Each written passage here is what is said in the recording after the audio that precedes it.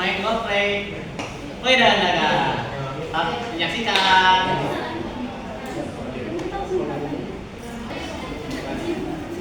Halo semuanya, aku Dara. Kalian tahu nggak sih darah itu apa? Jadi darah itu adalah cairan vital berwarna merah yang ada di sel tubuh dan mengalir ke seluruh tubuh.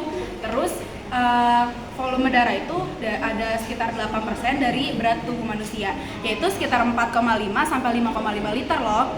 Terus fungsi darah yang pertama itu memasuk oksigen ke dalam tubuh. Terus yang kedua yaitu mengeluarkan karbon dioksida. Yang ketiga itu mengalirkan nutrisi ke dalam tubuh. Terus yang keempat menyembuhkan luka. Terus yang kelima melawan penyakit.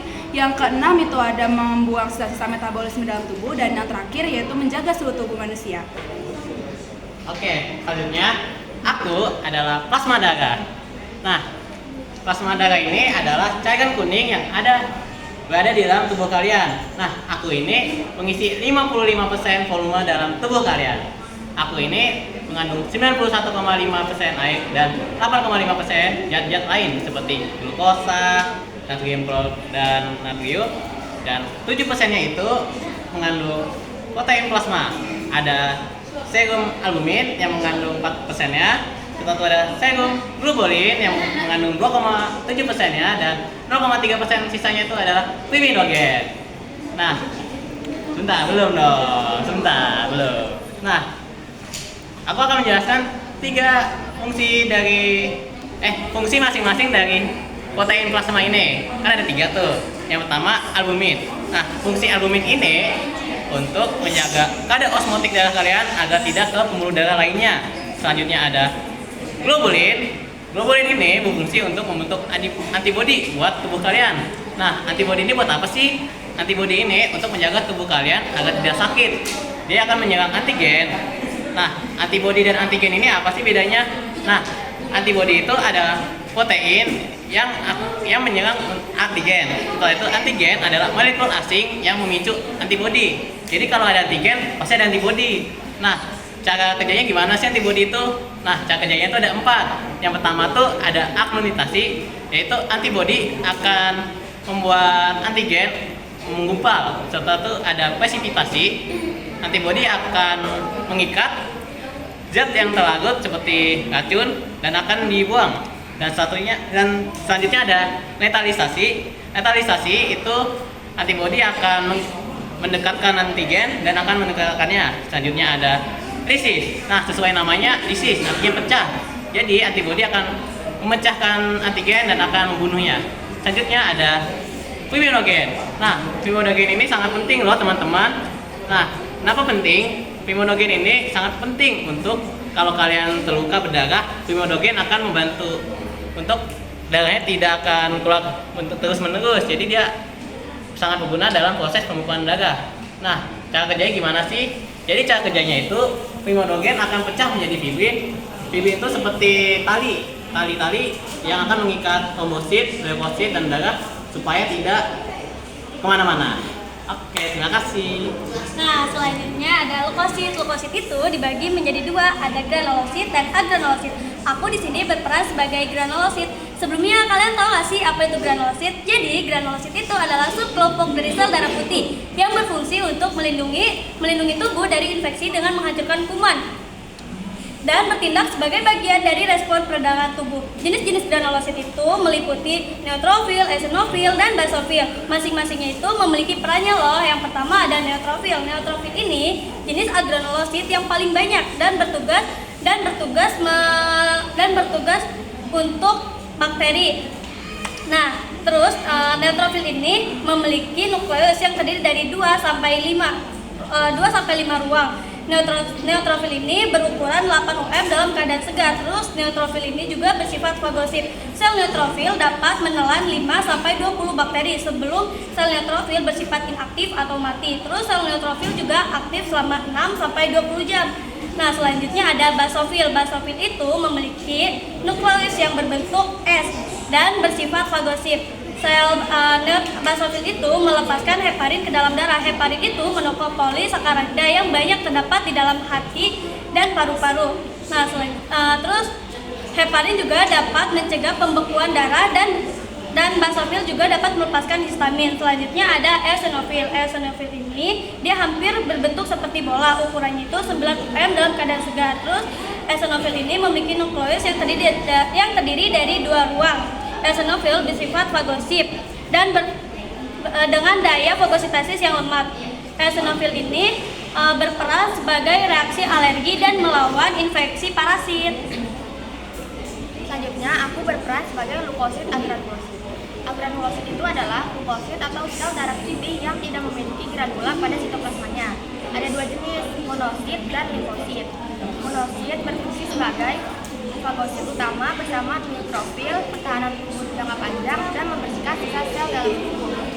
Terus cara kerjanya, yang pertama keluar dari pembuluh darah, lalu masuk ke jaringan. Proses ini disebut dengan diapedesis. Yang kedua, di jaringan berubah menjadi makrofag, dan yang terakhir ketiga, makrofag akan fagositosis atau memakan sel mati, kuman atau benda asing. Ciri-cirinya itu nukleus berukuran besar, berbentuk tapak kuda atau ginjal, ukurannya itu 12 sampai 20 mikrometer. Selanjutnya yang kedua, limfosit. Limfosit ini ada 2 jenis, limfosit B dan limfosit T. Limfosit B ini fungsinya untuk pembentukan antibodi, limfosit T untuk menghancurkan sel yang terinfeksi virus. Cara kerjanya itu dibentuk di sumsum tulang, pada janin dan hati. Limfosit B kerjanya caranya berada di sumsum tulang, lalu bertemu dengan antigen dan menghasilkan antibodi. Lalu limfosit T cara kerjanya berasal dari sumsum tulang, lalu matang di kelenjar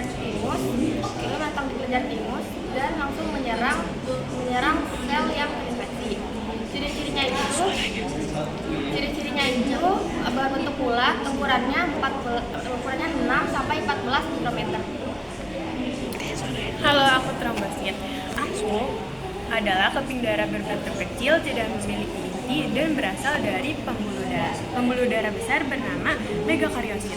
Umurku sekitar 7 sampai 10 hari dan berjumlah normal 150.000 sampai dengan 450.000 bar-UL darah. Aku berfungsi untuk menghentikan perdarahan melalui proses pembekuan darah. Lalu cara kerjaku bertahap. Tahap pertama adesi. Trombosit menempel pada dinding pembuluh darah yang rusak. Tahap kedua aktivasi. Trombosit berubah bentuk dan mengeluarkan zat kimia yang memanggil trombosit lain. Lalu tahap ketiga agregasi. Trombosit membentuk bundaran, terus trombosit berkumpul membentuk sumbatan sementara. Lalu tahap terakhir koagulasi. Terbentuk benang fibrin yang menguatkan sumbatan sementara hingga menjadi bekuan permanen. Nah, aku adalah eritrosit atau sel darah merah. Aku biasanya berbentuk cakram bikonkav dengan diameter kira-kira 8 mikrometer. Aku tidak memiliki nukleus. Aku bisa berubah bentuk seperti saat sel-sel melewati kapiler-kapiler. Di pria dewasa biasanya aku berjumlah di 5,4 juta sel darah per mikroliter. Sedangkan di wanita dewasa biasanya aku berjumlah 4,8 juta sel darah per mikroliter. Di setiap butirku itu ada hemoglobin. Apa itu hemoglobin? Hemoglobin adalah protein pigmen yang memberi warna merah pada sel darah.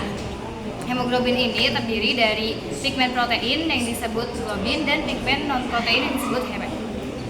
Nah, hemoglobin ini fungsi utamanya adalah mengangkut oksigen dari paru-paru ke seluruh jaringan dan membentuk oksihemoglobin. Selain itu, hemoglobin juga berperan penting dalam pengangkutan karbon dioksida dari jaringan ke paru-paru dan menyeimbangkan asam dan basa.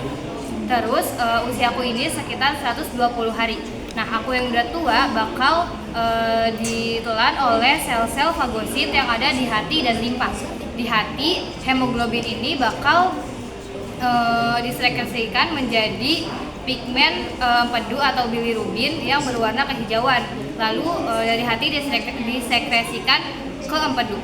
Tetapi zat besi dalam hemoglobin itu nggak disekresikan, tetapi bakal diubah menjadi eritrosit baru.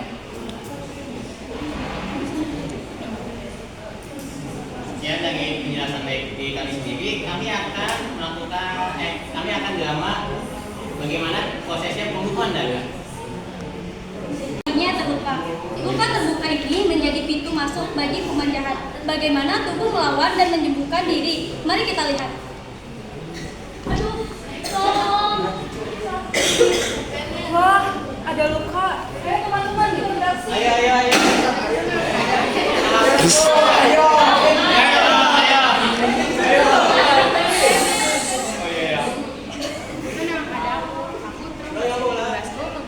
Menghentikan darah dan membuat gumpalan darah. Aku pas sama darah, aku akan membantu supaya darahnya dan trombosit supaya tidak kemana-mana. Jadi hemodogenku akan kupecah menjadi fibrin. Nah, aku adalah eritrosit. Aku akan membantu membentuk lapisan penutup di luka. Selain itu, aku juga akan tetap mengangkut oksigen agar kita punya tenaga untuk penutupan luka. Aku leukosit. Aku akan memberikan perlindungan ketat kepada tubuh dan memberikan antibodi pada tubuh dan sehingga penyerangan menjadi lebih cepat. Ayo teman-teman. Ayo. Terus habis itu. Udah. Yeay. Yeay, aku Jadi bagaimana sih caranya proses apa namanya? Pembukaan darah itu. Jadi pertama-tama pasti ada orang luka dulu dong. Nah, di saat ada orang terluka pasti berdarah. Nah, di saat berdarah itu kan darah pasti keluar mulut tuh. Darah keluar, waduh kurang dekat nih. Nah, pas darah keluar ini ada trombosit. Nah, trombosit ini akan datang ke darah yang keluar itu dan plasma darah yang hemodogennya akan pecah jadi fibrin. Jadi biar tidak kemana-mana. Oh gitu. Nah, kan kalau kalian darah pasti ada kuman dong pasti. Betul. Kan kuman tuh kecil banget. Dan bisa masuk ke dalam si luka. Ya. Nah, itu tugasnya siapa sih? Nah, tugasnya itu adalah tugasnya sel darah putih atau leukosit. Yeay. Nah, jadi leukosit akan mencari kuman-kuman. Mau dia kuman yang mau sembunyi akan tetap dicari teman-teman. Nah, setelah itu darah yang tadi terluka akan menjadi kerak warna coklat. Oke. Itu supaya sembuh. Yeay, keren banget. Sekian dari Bang Ria, Bang Rima